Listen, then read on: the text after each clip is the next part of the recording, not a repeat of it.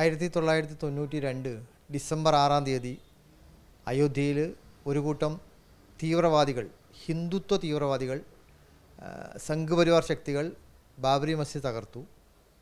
അന്ന് മസ്ജിദിൻ്റെ മരണമൊഴി രാജ്യം രേഖപ്പെടുത്തിയതാണ്.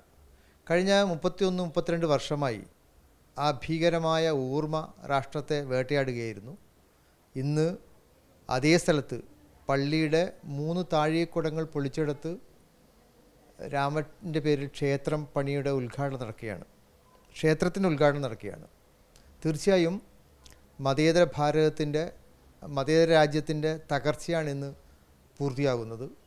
നമ്മുടെ ഭരണഘടന ഉയർത്തിപ്പിടിക്കുന്ന സെക്കുലർ രാജ്യം എന്ന സങ്കല്പത്തെയാണ് തകർക്കുന്നത്. അത് ഭീതിയുണ്ടാക്കുന്ന സംഗതി തന്നെയാണ്.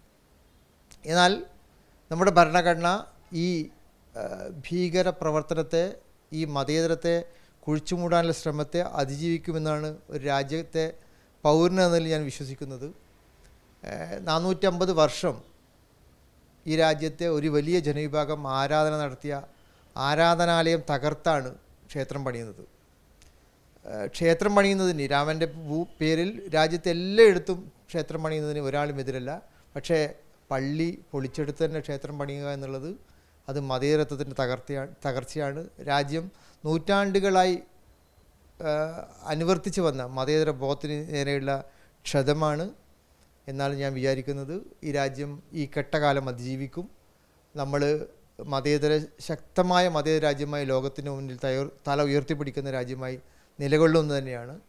ഈ ഘട്ടത്തിൽ എനിക്ക് സഹോദരങ്ങളോട് പറയാനുള്ളത്, നമ്മൾ ഒത്തൊരുമയോടുകൂടി ഈ രാജ്യത്തെ നശിപ്പിക്കാൻ ശ്രമിക്കുന്ന ഭീകര മതവാദികൾക്കെതിരെ അതിശക്തമായ നിലപാടെടുക്കണം. ഏത് മതത്തിൻ്റെ പേരിൽ ഭീകരത ഉണ്ടാക്കാൻ ശ്രമിച്ചാലും, ഏത് മതത്തിൻ്റെ പേരിൽ രാഷ്ട്രീയം കളിക്കാൻ ശ്രമിച്ചാലും അതിനെതിരെ ശക്തമായി നിലപാടെടുക്കാൻ ബോധമുള്ള ഒരു സമൂഹമായി നമുക്ക് വളരണം. അടുത്ത തലമുറയെ നമുക്ക് വളർത്താൻ കഴിയണം.